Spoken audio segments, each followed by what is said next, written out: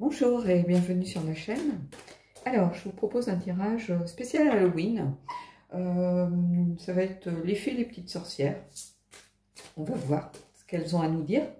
Je vais prendre une carte de l'oracle des fées Lucy Cavendish pour avoir un petit peu la tonalité générale du tirage. Et puis après, on répondra à des petites questions. Donc, c'est un tirage vraiment pour le coup général. C'est pas un tirage à choix multiples. Oups. J'ai une carte qui sort du lot, donc on va la prendre, on va voir. Hop. Alors, ça dit quoi cette affaire? L'allure de l'escargot, ralentir, s'enraciner, écouter le cœur de la terre, les énergies subtiles. Alors, c'est une très belle carte, ça vous invite à vous recentrer, vous réancrer, mais surtout à ralentir, vous poser, arrêter de courir.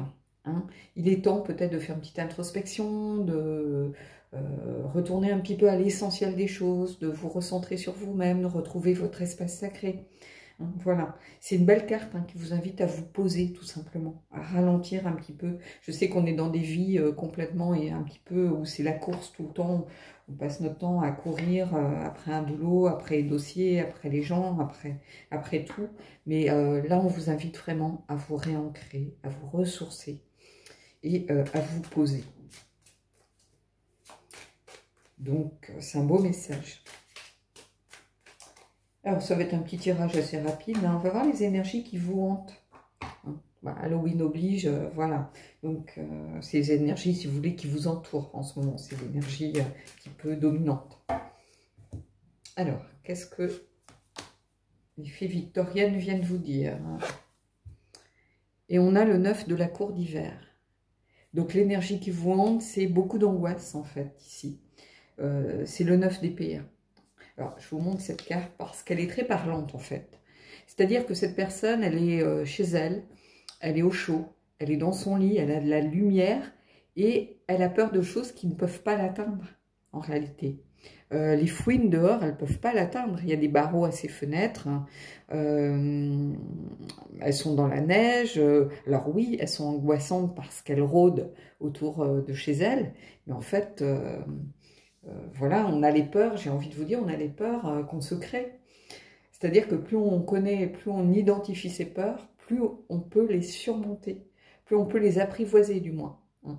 Et ici, bah, cette personne, c'est vraiment là l'une des plus belles représentations du 9 d'épée, parce que cette personne, elle a peur de choses qui ne peuvent pas l'atteindre, en fait. Hein. Et elle a tout pour être bien, elle est dans son lit, elle est voilà, mais elle se crée ses propres peurs. Elle anticipe des choses qui pourraient éventuellement arriver. Hein. Vous voyez, c'est ça ici. Donc, ce qui vous hante, c'est ça. Vous avez beaucoup d'angoisses, mais des angoisses que vous créez. Hein, un petit peu comme des schémas mentaux, un petit peu, vous créez vos propres barrières, vos propres chaînes mentales, vos propres peurs, et vous alimentez cette machine de peur. Hein. Vous avez des angoisses, ça peut-être par rapport à des choses qui ne sont même pas arrivées. Dans une relation, ça peut être la peur qu'il vous trompe, même si la personne ne vous trompera jamais, mais vous êtes déjà en train d'avoir peur qu'elle vous trompe, alors que vous êtes au début d'une relation, par exemple. Bon. Ça peut être la peur de ne pas réussir à faire quelque chose, mais tant que vous n'essayez pas, vous ne pouvez pas savoir si vous allez réussir ou pas. Donc, c'est des peurs, en fait, qui n'ont pas de fondement, qui n'ont aucune base réelle dans le concret. Hein. C'est vraiment, là, pour le coup, purement le mental. Alors, on va voir l'énergie de l'ombre, hein, celle qui peut éventuellement vous mettre des obstacles sur votre route, vous empêcher d'avancer. On va voir. Allez. Et ici, on a le 3 de la cour de printemps. 3 de la cour de printemps, c'est le 3 de bâton. Donc, c'est la conquête, c'est s'ouvrir au monde, c'est développer des projets. C'est une vision d'ensemble des choses. Et ici, on peut avoir aussi... bah, j'ai presque envie de dire c'est presque en lien, parce qu'en fait, l'énergie de l'ombre ici, bah, ça va être le sens inversé, c'est-à-dire refuser de prendre des risques, refuser d'aller dans l'inconnu, refuser d'oser, c'est-à-dire qu'on reste dans sa zone de confort, ici. Hein. On pourrait voir bah, ce barde hein, qui joue pour les oiseaux, bah, il ne joue pas pour les autres fées en fait. Hein. Il a un public qui ne le juge pas. Hein, voilà. Au pire, il peut les effrayer, mais c'est pas un public qui va lui dire ce qu'il pense, qui va lui dire voilà, qui joue mal ou qui joue faux. Non, c'est un, voilà, c'est un public euh, qui ne porte pas de jugement. Donc ici, c'est un peu ça. C'est la peur d'oser, de prendre des risques, de pouvoir être, donner la possibilité à d'autres de vous juger, de vous évaluer. Voilà, c'est la peur d'oser, en fait, de partir à la conquête de... Bah, ça peut être à la conquête de vous-même, hein. Peut-être le refus de sortir d'une zone de confort. C'est ça, c'est le refus de partir à la conquête de soi. Mais ça peut être aussi le refus de partir à la conquête du monde, hein, s'ouvrir aux autres, le refus peut-être de dévoiler ses sentiments, ça peut être le refus euh, bah, de se lancer peut-être dans un projet professionnel par peur de l'échec. Voilà, c'est la peur de prendre des risques. Et en fait, on a ces deux cartes qui sont quand même vraiment en lien pour le coup, hein, puisqu'ici, on a les peurs qu'on se crée soi-même de choses qui ne sont pas encore dans la matière, qui ne sont pas encore arrivées. Et ici, on a la peur de prendre des risques. Donc, on est vraiment dans le même genre d'énergie. Alors, on va voir ce qui se trouve derrière la porte maintenant. L'énergie qui frappe à la porte.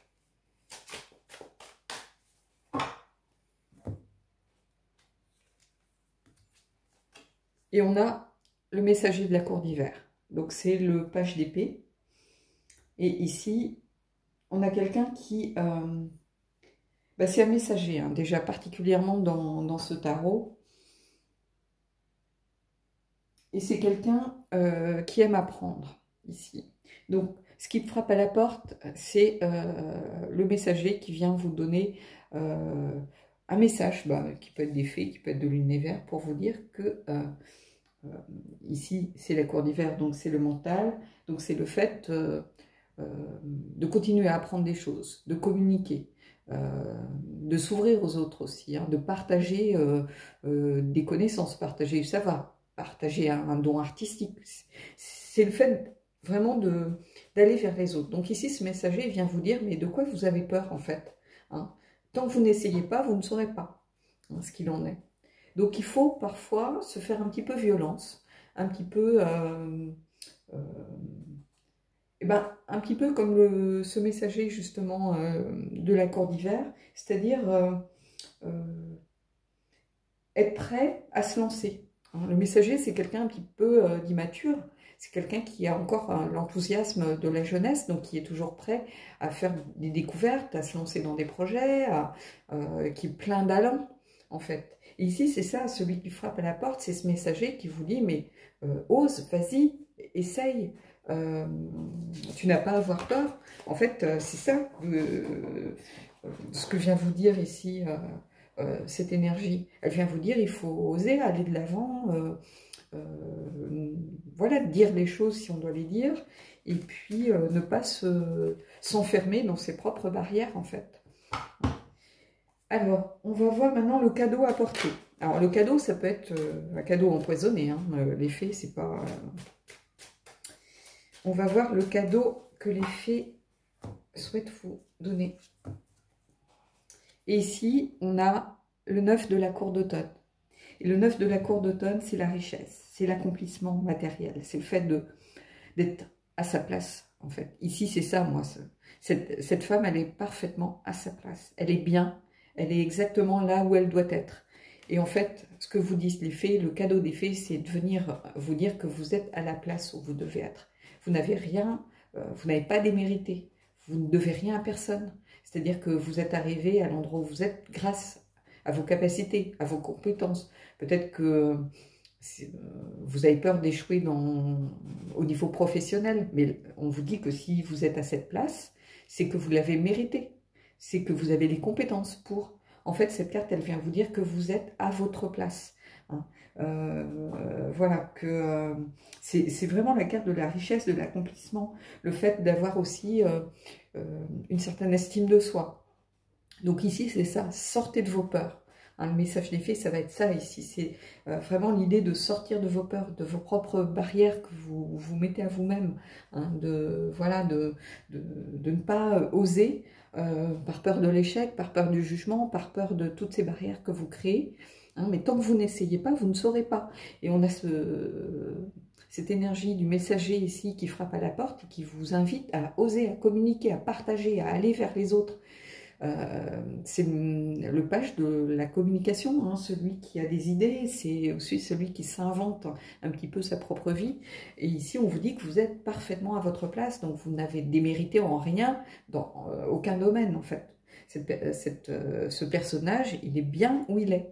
Il n'a pas envie d'aller ailleurs. Il est bien, il est installé, elle est tranquille, elle est au bon endroit, avec quelqu'un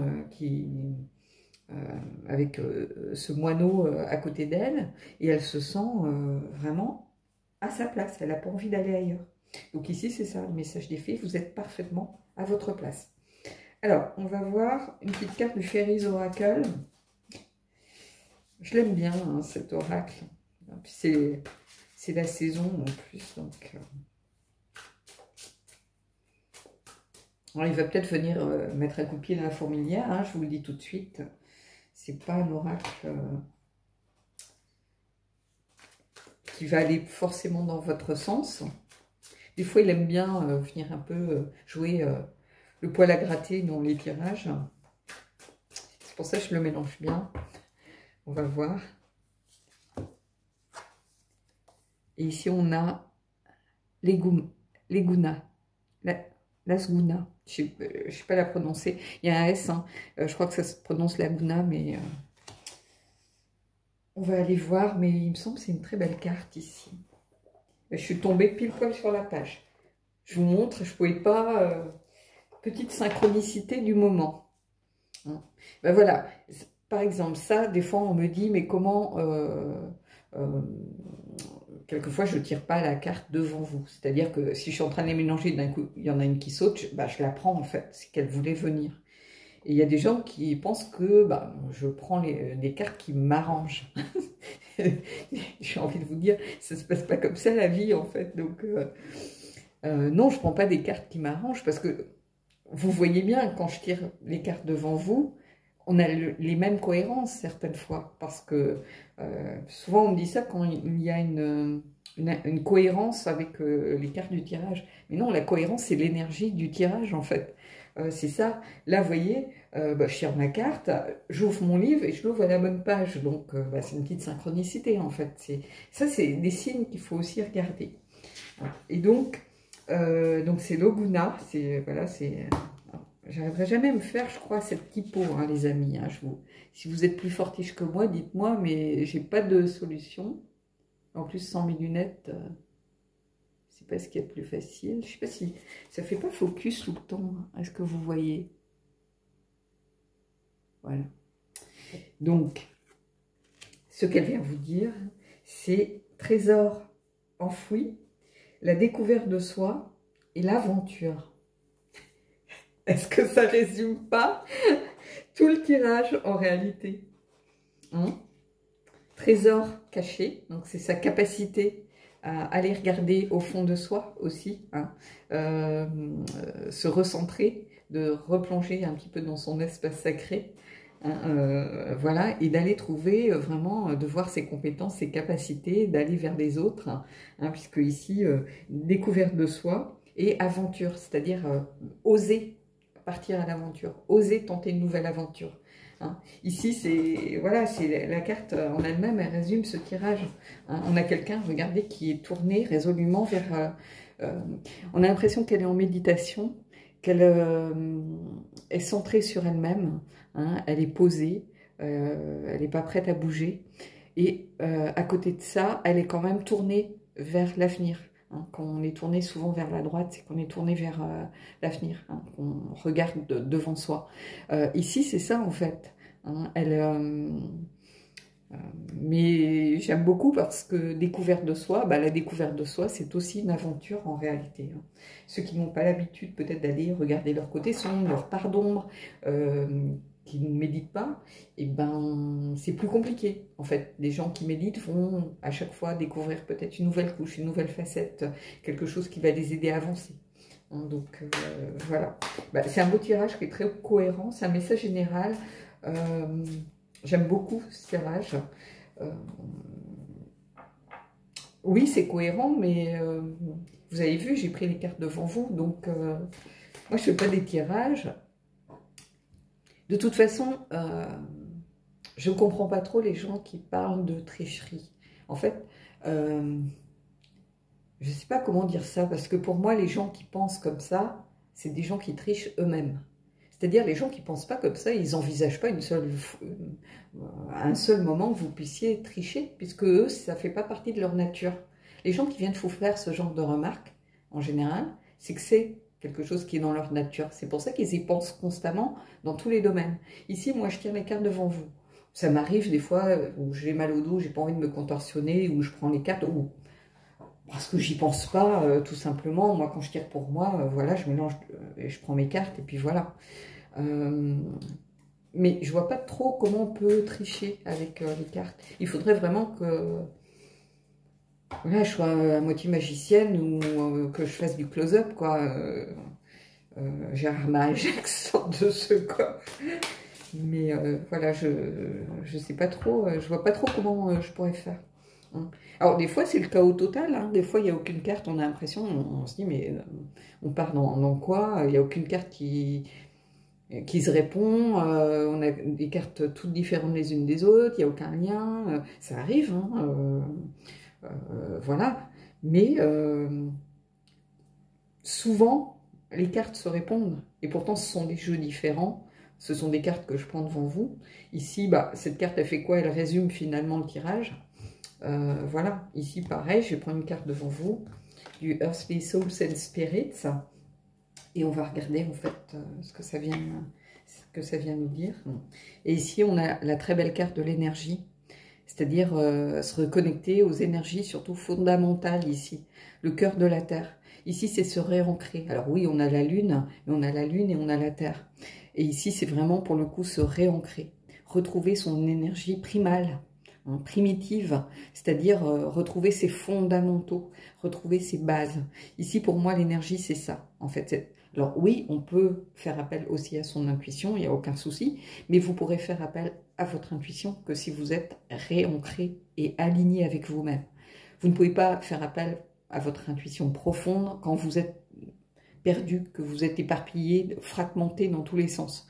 On peut faire appel à son intuition profonde quand on est aligné avec soi-même, quand on est ancré, quand on est recentré. Si vous avez la tête partout, qu'est-ce que vous allez faire appel à votre intuition? Quelle intuition? Maintenant, vous êtes éparpillé, vous avez 15 000 pensées à la fois. Donc ici, pareil, hein, c'est un peu écouter le cœur de la Terre, bah, c'est ça, hein, écouter ce qui est primordial, écouter ce qui est fondamental pour pouvoir avancer plus facilement, plus sereinement. Voilà, bon bah écoutez, j'espère que ce tirage vous aura plu. Donc ça, c'était le tirage, le message des fées, en fait. Elles m'ont un petit peu appelé, hein, je ne fais pas forcément de tirage comme ça souvent. C'est un peu différent du message du petit peuple, où là, c'était vraiment toutes les énergies un petit peu de la terre et de la nature. Là, c'était vraiment les fées, pour le coup. Hein. Bon, après, j'ai rajouté une petite sorcière parce que j'avais envie de mettre ma patte. Mais voilà, c'est un tirage que j'aime bien. Alors, je ferai peut-être un tirage beaucoup plus sombre pour le tirage d'Halloween, ce qui me fera une vidéo supplémentaire à faire, je sais pas, je vais voir. Sachant que les énergies sombres sont aussi très intéressantes à écouter. Hein, donc, je vais voir si je propose un tirage beaucoup plus tourné vers le côté un petit peu côté sombre de la force, avec peut-être le mausoléa, avec peut-être les tarots des vampires, les anges déchus, Deviant Moon, voilà des énergies un petit peu plus sombres. Je vais voir comment ça si ça m'appelle ou pas. Voilà, bon bah écoutez, moi je vous dis à bientôt pour un prochain tirage.